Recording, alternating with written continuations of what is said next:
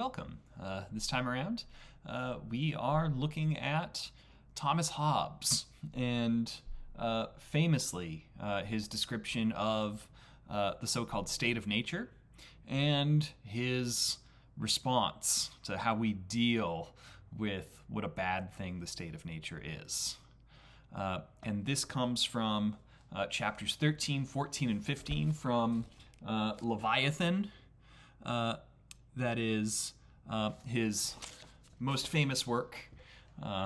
It also has one of the best pieces of artwork in the history of philosophy. This was the frontispiece from Hobbes's book Leviathan, and you can see this king with a sword and a staff made up of a bunch of smaller people ruling over the city.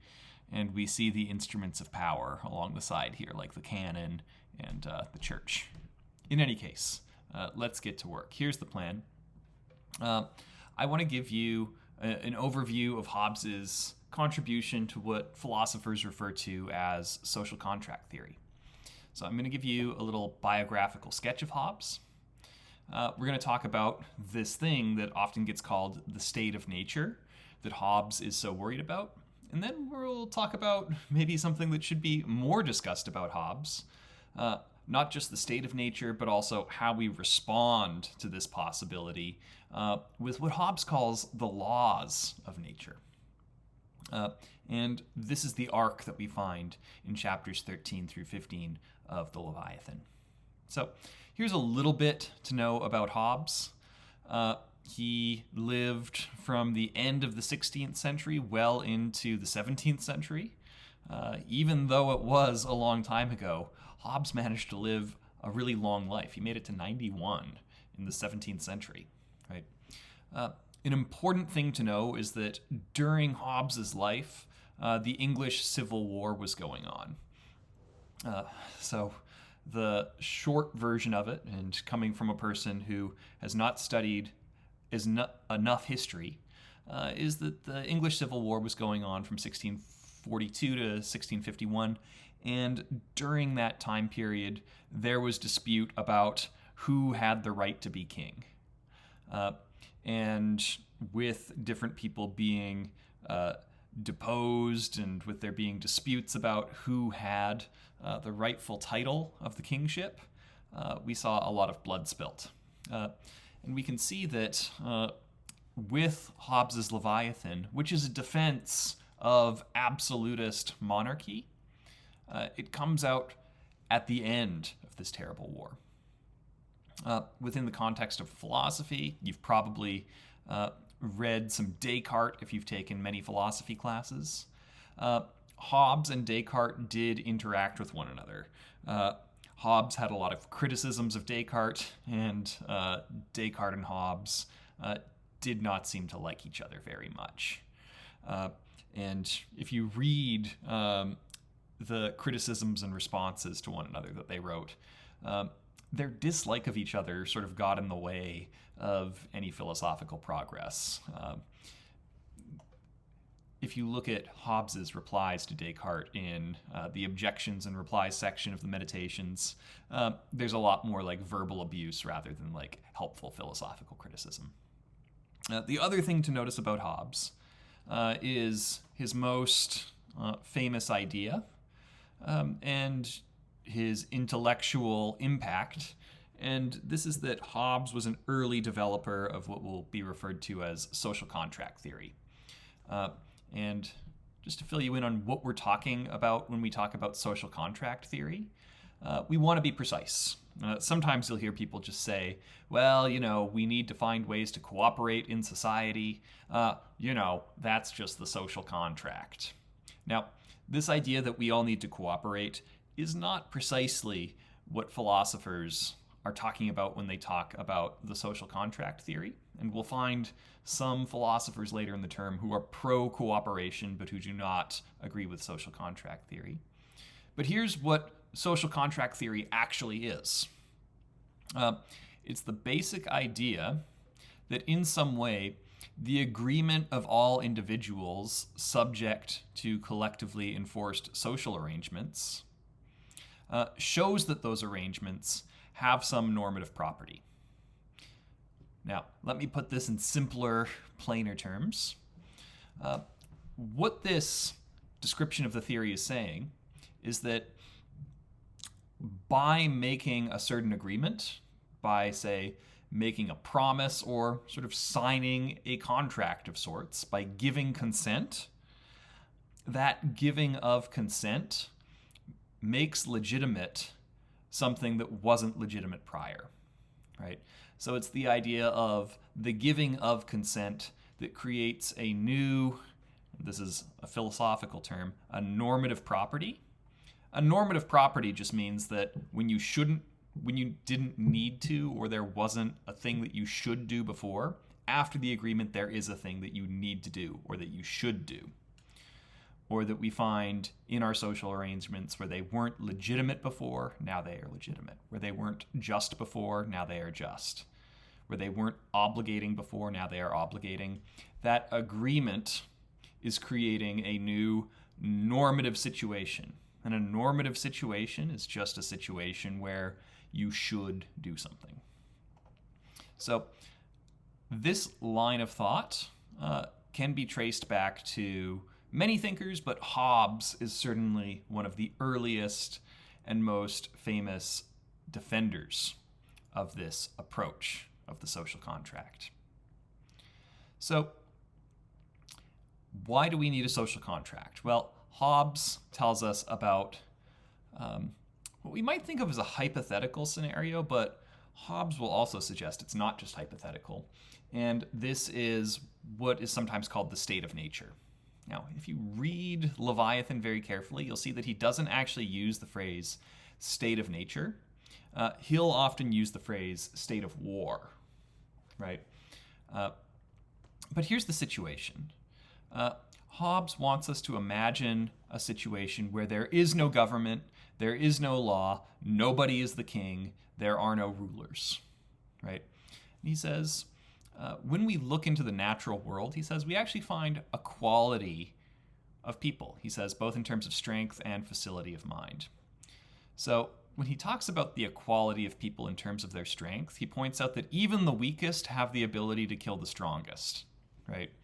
So the thought would be, even, to use a contemporary example, even Danny DeVito would be able to find a way to kill John Cena, right?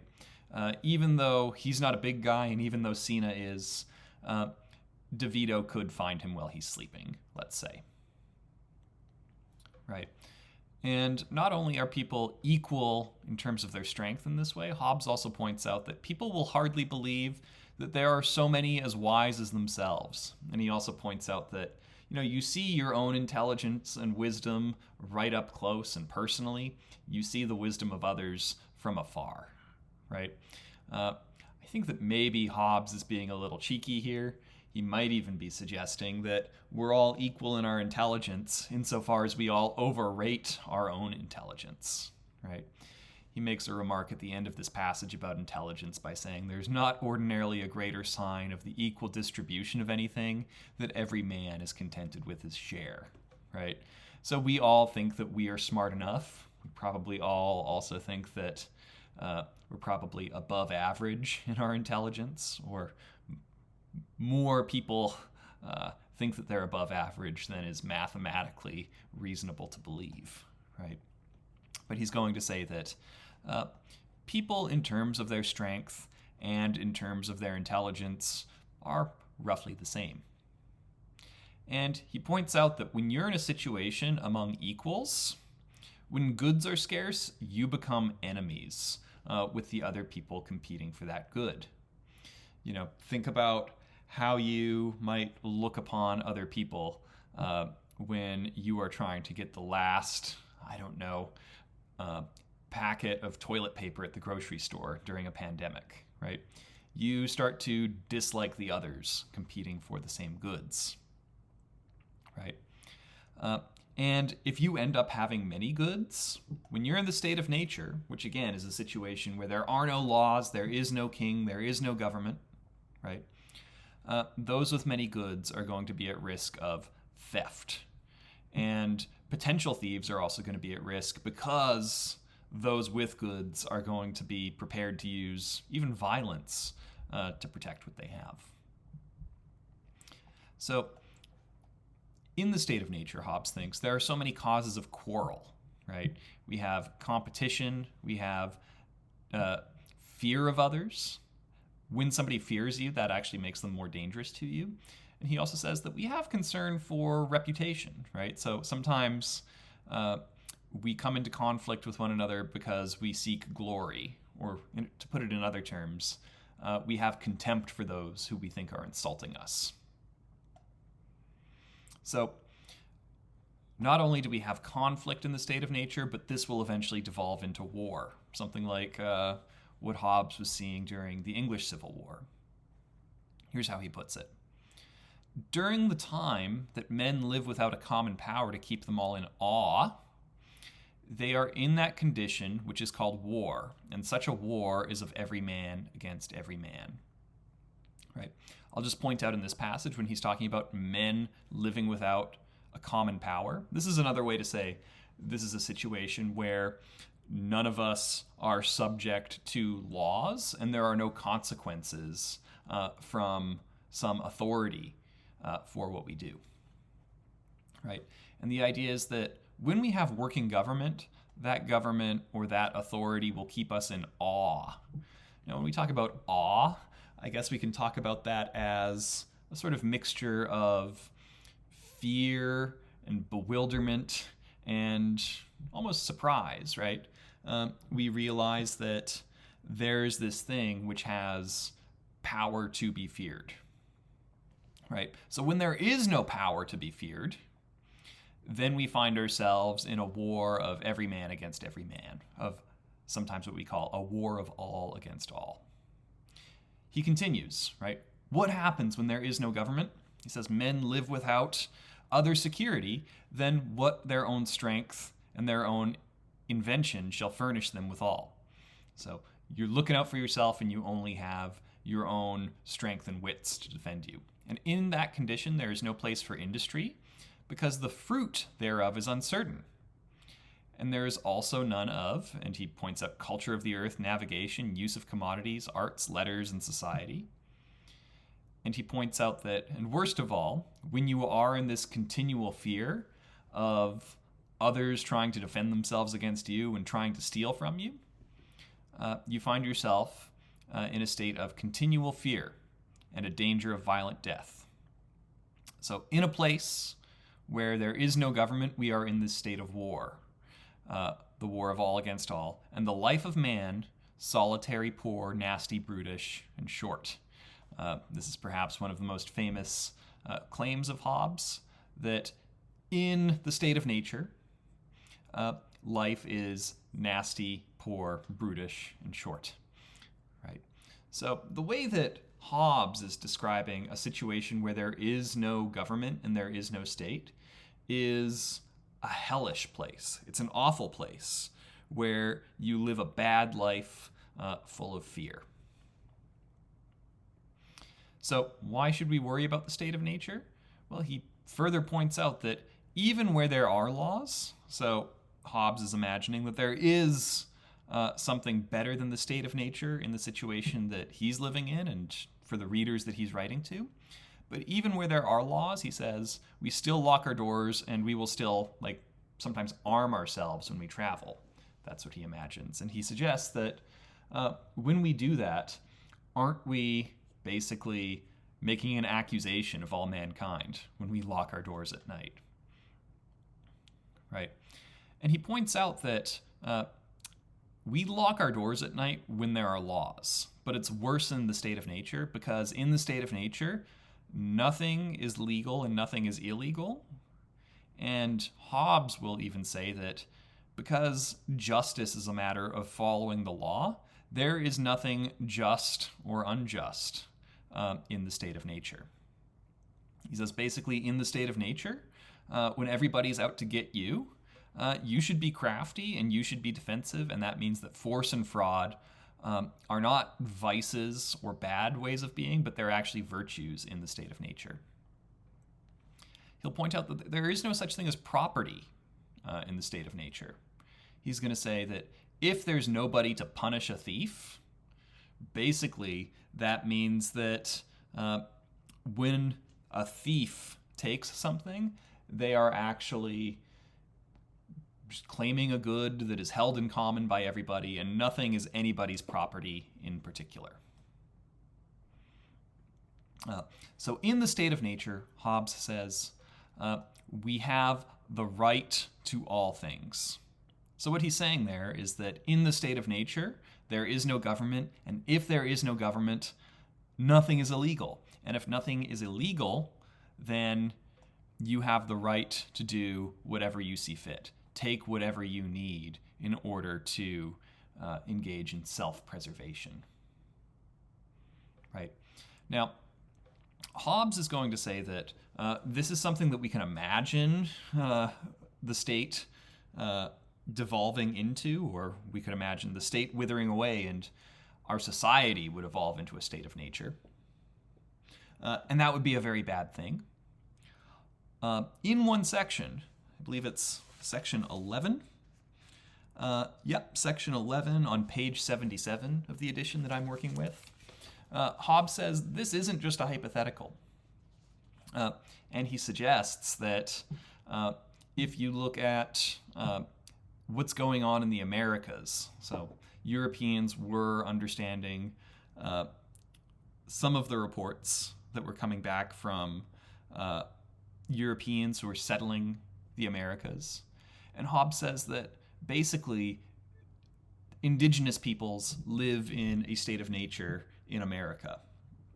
And he suggests that that is a savage and brutish way of life that is going on there. Now, this is a highly problematic claim that Hobbes is making, insofar that it probably shows that he doesn't really understand the extent to which there was a reasonable amount of government and peace among indigenous tribes, even though it didn't look much like what Hobbes understood a state and a government to be. But we might also notice, on a deeper philosophical note, that even though government wasn't much like European government, it was in various ways reasonably peaceful and reasonably stable. So Hobbes' prediction that indigenous peoples would fall into civil war doesn't seem borne out by the evidence. Rather, the depletion of indigenous cultures didn't come from within, but it came from without. Right? But Hobbes is making this point in order to say that the state of nature is a bad place and we want to escape it. Right? Just to further fill in his line of thought that we want to avoid the state of nature and that it's a bad place, he gives us a further argument that in the state of nature, everything is legal and there is no injustice in the state of nature. He points this out. He says, if justice were a virtue of the body or of the mind, that is, a natural way that an individual can be all on their own, it could exist in a person in solitude. But he claims that justice just couldn't exist in a person in solitude. If you imagined, say, what's going on with Tom Hanks in that movie Castaway, nobody can do an injustice to him, and he cannot do an injustice to anybody else living alone and in solitude on a deserted island. Right? And this is Hobbes' line of thought. Justice only emerges in the interactions of people. But that means that if there are no social groups and there are no social arrangements or agreements, then justice is not a faculty of an individual. We might say it's an emergent property that comes out in certain groups arranged in certain ways. So this is the first line of thought that we get from Hobbes, right? That the state of nature is a bad place, and it's more or less what we would call a dystopian hellscape, right? Now, this is where a lot of people's understanding of Hobbes ends, and they tend to see Hobbes as kind of a cynical philosopher. And I think that there is some cynicism in the way that Hobbes thinks about human nature. But what that picture leaves out is that Hobbes does express a certain amount of even optimism about our ability to avoid living in a dystopian hellscape. And Hobbes is going to tell us that through the use of reason, we can escape the state of nature. And this is through what Hobbes is going to call the laws of nature.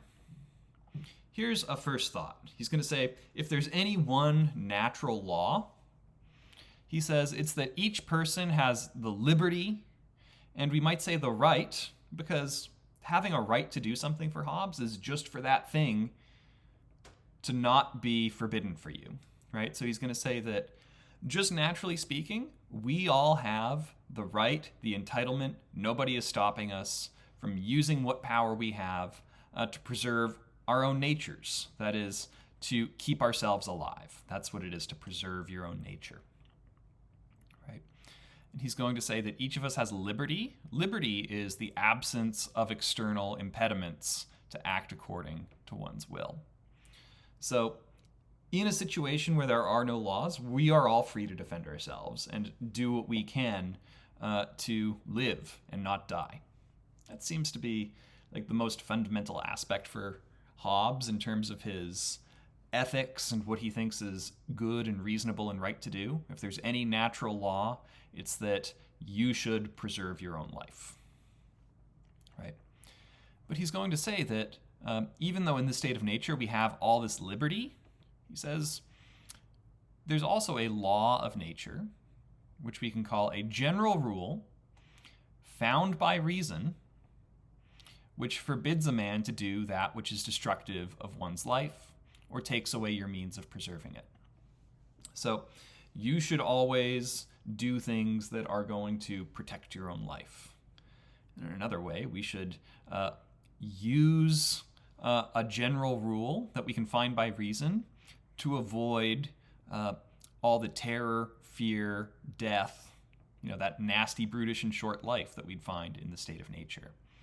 So when we use reason, Hobbes says that we start to get strategies for how we're going to protect our own lives. And he says, first law, right?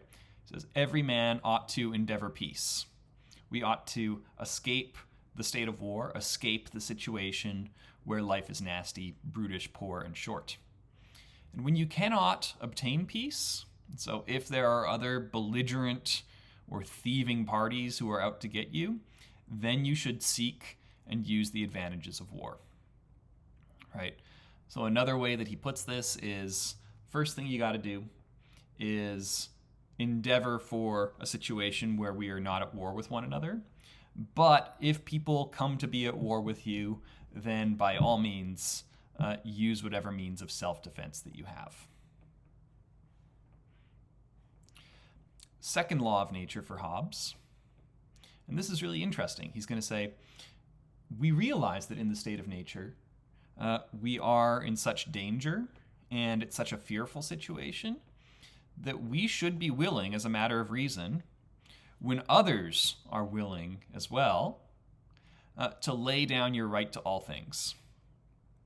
So we might think that in the state of nature, you have a maximum level of liberty. That is, nobody's stopping you from doing anything. But because everybody else has that same amount of liberty, we are all worse off. Right? Now, Hobbes' thought is that if we all give up some liberty, and if we make it such that we don't have the right to do all things anymore, then in that case, we would actually be preserving our life, right? So reason suggests that actually a maximum level of freedom for ourselves but everybody else is more dangerous than restricted freedom among each of us. So the way that Hobbes puts this is to give up some freedom is to lay down your right to all things. Now there are some things which you don't have the right to do. So this idea of laying down rights is to voluntarily give up your entitlement. And he says that actually you only have to lay down rights if you think that others will, and says that this is basically the golden rule. Even the editor of this edition that we're reading says this is a weird appropriation, right? It seems like the way that Jesus states the golden rule is that you should love even those who have contempt and enmity for you. Hobbes is going to say at least that there's something like the golden rule in the idea that there's reciprocity, that I will give up my right to steal from you if you give up your right to steal from me. And through that process, we create property entitlements, for instance. Right?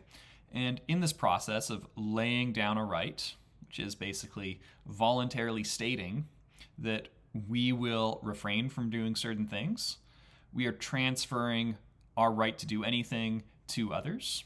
And in the process of transferring these rights, we create obligations in ourselves.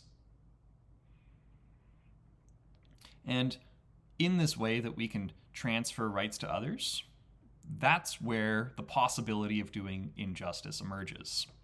So in the state of nature, nothing was an injustice. But now that we've laid down rights and transferred our rights to others, he's now saying that when you voluntarily promise to do something and then break the promise, you are voluntarily undoing what you've done voluntarily.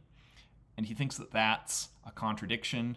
And at that point, we can start to describe certain behaviors as an injustice. Interestingly, because of the structure of Hobbes' argument, he's going to say some rights cannot be renounced, right? Because if we're using reason to preserve your life, you can't reasonably do things that are bad for your life, right? Hobbes is what they call a psychological egoist. Basically, he thinks that every time you voluntarily perform any action,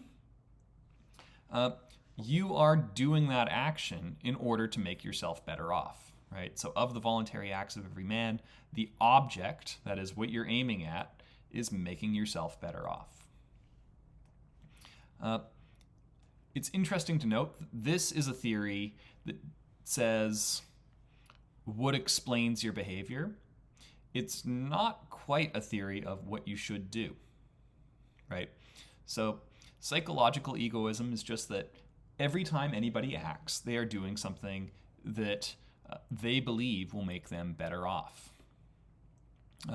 Now, psychological egoism also sometimes gets confused as ethical egoism, which is basically the view that you should, not just that you do, but that you should do things that are in your own interests rather than in the interests of others. But I think that we should note that when we're thinking about psychological egoism in particular, it's not the claim that people are always selfish, right? I think that we should make a distinction between being selfish and self-interested, right? Because, and Hobbes is well aware of this, sometimes you can promote your personal good by being sociable and cooperative, right? So you can make yourself better off by making it clear to others that you will not take their life, liberty, or property, right? In fact, Hobbes would prefer that we all lay down our right to all things and that we take this sociable, cooperative, and reciprocal approach, right? But if we're acting from this approach of psychological egoism, you could never voluntarily, according to Hobbes, lay down the right to protect your life, right? So you can never lay down your right to resist those trying to take your life. He even suggests that if somebody tries to lay down the right to their own life, he says that is so incomprehensible from his point of view that a person who says, I give up the right to protect my own life, should be not understood as if they meant it. It's so incoherent, we should think that this person didn't mean it or didn't understand what they were actually saying. Right? So again, reason and our transfer of rights should be tracing back to this line of thought that what we do is ultimately in service of protecting ourselves. But this also leads us, now that we're living in a society rather than the state of nature, we also find ourselves with mutual agreements, right? Contracts. So he said, lay down your right to all things. And when we mutually transfer rights between two parties, we can call that a contract, right?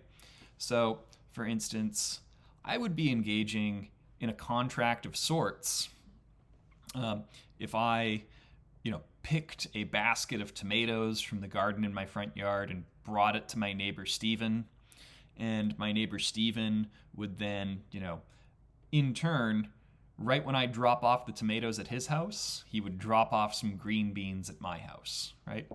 We might say that we're mutually transferring rights, whereas he had the right to the vegetables in his garden and I have the right to the vegetables in my garden. When we make that swap, we could think of that as like one example of a contract where we're mutually transferring entitlements between one another. Me transferring the right to some tomatoes to him, and he transferring the right to some beans to me. Right.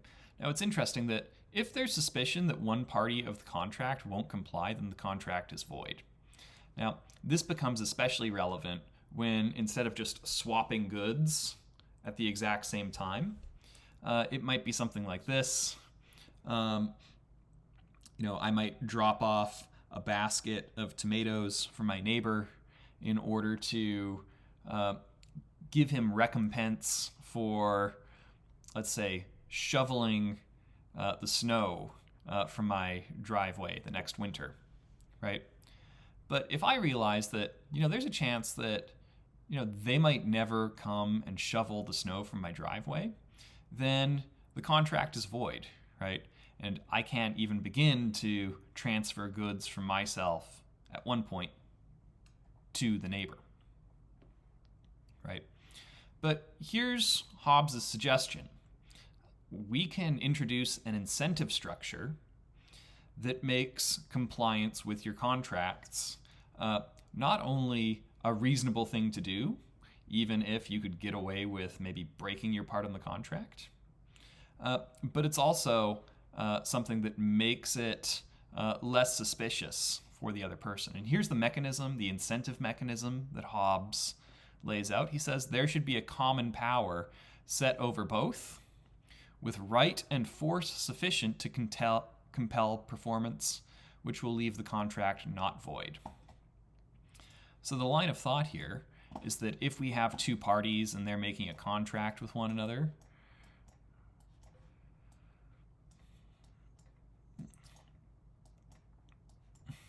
so they're trying to mutually transfer rights,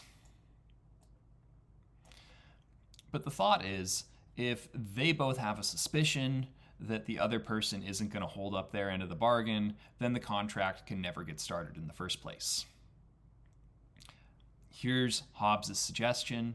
He's going to say that if we have, for instance, a third party, I'm going to draw just a head and a crown to represent a king, right? And if the king is able to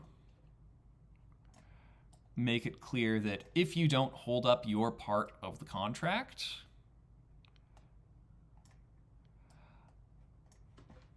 I will use my entitlement to use sufficient force to compel performance, right? So the idea is, by having this third party who will come in as a punisher for those who do not keep up their end of the bargain, that creates enough incentive to keep up your end of the deal, right? And that's how we go from having no contracts in the state of nature to having functional and useful contracts in a state of peace, which comes through a state of government. You'll see this terminology in Hobbes plenty about covenants. Covenants are just a special type of contract for Hobbes, right? And what a covenant is it's a contract where one party is doing their part at time one, like I drop off tomatoes to my neighbor in the summer, and then that gives my neighbor an obligation in the future, right? Shovel my driveway in the winter, right? And in this way, we can think of covenants as contracts that have a special risk of non-compliance, especially because the second party gets the benefit first and pays up or does their part later, right? The idea is we can make our covenants work by having this incentive structure in place where non-compliance with your part of the contract would then make you liable to punishment from the authority. So we've got these two laws of nature so far with Hobbes, right? These two laws of nature tell us that you should seek peace and you should lay down your right to all things, but, as always, play self-defense so long as others are not seeking peace and laying down the right to all things. Then you want to hold on to your right to all things, and you might use the advantages of war. But the reasonable thing for all of us to do is to lay down the right to all things and seek peace. But this leads us to a third law of nature, and it's that it's reasonable for you to perform the covenants that you make. Now that we have an enforcement structure for covenants, it is now the reasonable thing and the best way to preserve your life is to keep contracts in place and functional.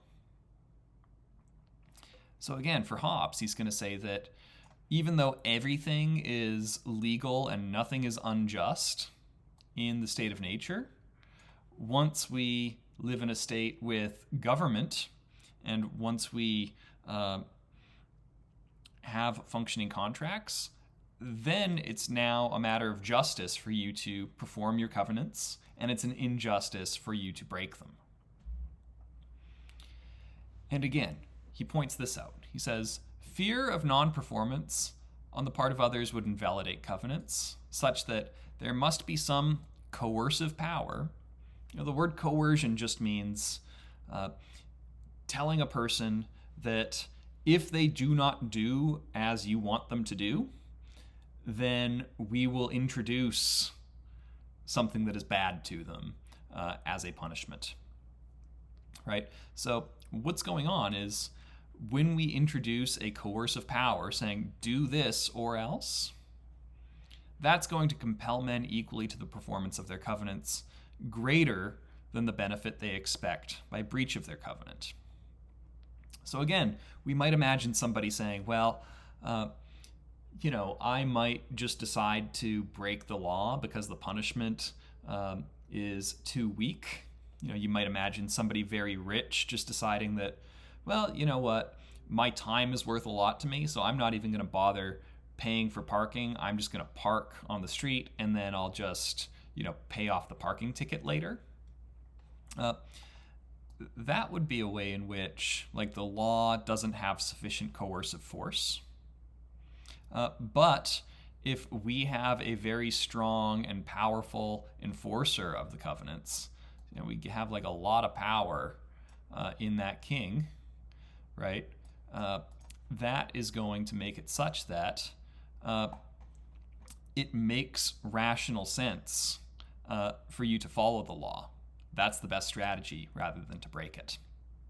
Now, Hobbes does consider what he calls the case of the fool, somebody who says, break the rules, but benefit from the general existence of rules, right? So we escape the state of nature because there are general practices of making and keeping contracts, but you should be seeking ways, the fool says, to find loopholes where you can lie, cheat, and steal when you can get away with it, right? So that would be sort of pick and choose as an approach for the laws that are in place. But Hobbes says the fool is being foolish. Maybe that's kind of obvious from the way he's writing it. But he's going to point out that breaking valid covenants depends on the ignorance of others. And in that way, when you depend on the ignorance of others, you are putting your own life at risk. Right? So if there are others who would use a whole lot of force if they discovered you trying to lie, cheat, and steal when it was convenient, you'd be putting your own life at risk. So Hobbes says that approach is incompatible with reason. Now, Hobbes, after these first three rules, will eventually give us more rules, more strategies that we might take as rational approaches to preserve our own lives. And I won't go through all of laws 4 through 19, which emerge in chapter 15, but I will flag a few. He says things like this. There is a law of nature in gratitude, right? It's reasonable to think that if you receive a benefit, you should act in a way that gives the benefactor no cause to repent their goodwill. So again, Hobbes sees reciprocity as really important, right? When others do good for you, you should act well and do good for them. Because otherwise, if you do ingratitude, this is a likely cause of fighting, conflict, and then what Hobbes would see as devolution into civil war. Right? You should pardon the offenses of those who repent. In this way, we shouldn't always be taking an eye for an eye approach, but instead, we should be seeking an approach to wrongdoers that makes peace the most likely outcome in the end. 8. I think that 8 is perhaps the most interesting law of nature. And he says that you should not express hatred or contempt for others. That is, you should not see yourself as better than or above others. And in this defense of his 8th law of nature, he directly calls out Aristotle, right? Where Aristotle told us that some people in their nature are fit to rule over others, and others are fit to be ruled over. Remember, when we looked at Aristotle's Politics, he was making just this claim that some people in their natures just ought to be enslaved and other people ought to lead, right? But Hobbes' thought is if you have a system that classes some people as fit to be ruled over by others, well, this is going to be ultimately a source of conflict, fighting, and then civil war, right? So another way of putting this point about hatred and contempt is instead of expressing hatred and contempt, you should see everyone in society with you as a certain kind of equal. Further law, equity. Judges of disputes must deal equally between parties, and you shouldn't be judging your own cases, right? For all of these laws of nature, we should think of them as strategies that we should take as a means for creating and maintaining peace. And again, this is where Hobbes is less than the cynical figure that he's sometimes painted as.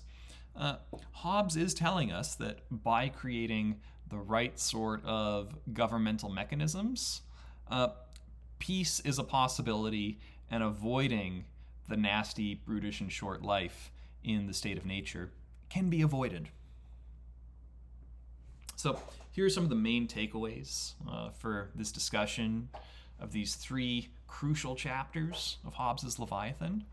First thing is that the state of nature, that is a situation where there is no law, there is no government, there is no force sufficient to compel people not to lie, cheat, and steal. That is what Hobbes thinks of as a state of war, right? And he'll further point out that there is no such thing as justice and there is no such thing as injustice in the state of nature. Instead, it's every man looking out for themselves, and moreover, it's actually a sensible thing to use the means of war and self-defense if others are out to get you, right? But we can escape war through the use of reason, and reason requires us to lay down our right to all things, right? So that means that when we decide that we're actually much worse off and our lives are more in danger when everybody has the right to do everything, we all make this mutual agreement to promise, with a recognition of consequences, not to violate the rights of others, right? And contracts or covenants, how do we make them work? Well, we need to have basically the right incentive structure, and that right incentive structure is more or less a sovereign, a king, an authority figure who is wielding enough coercive power, that is, enough threat of harm and disincentive if you break your covenants. So that's where we get with Hobbes. He says, imagine a world in which there is no government. That would be a terrible world. And in fact, when we have a strong, stable government, that can be what is necessary to help us to sleep a little easier at night. It can help us be a little less fearful of our neighbor, because we know it wouldn't be a reasonable thing for our neighbor to violate our rights to life or to our goods. So in the next video, we'll look at a bit more of Hobbes. We'll talk about what Hobbes is thinking of when he's describing the sovereign, right? That individual that is given the task of enforcing our covenants. So that's where we're going to go next time. We'll look at the nature of the sovereign. And in the meantime, I hope you have some good reflections on where Hobbes has gotten us here. And thanks for listening. Take care.